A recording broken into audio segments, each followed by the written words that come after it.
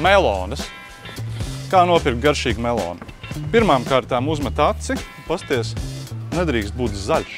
Tieši konkrēti šai te šķirnē. Redzat, šeit jau ir dzeltenīgāks. Apgriez viņas visas, kuras tu gribi pirkt, ar augļkātiņu uz otru pusi.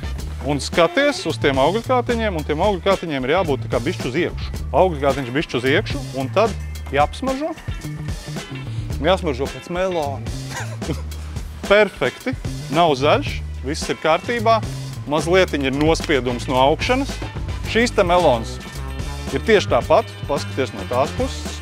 Ļoti labi augļkātiņš spiežās iekšā un smaržo dievīgi.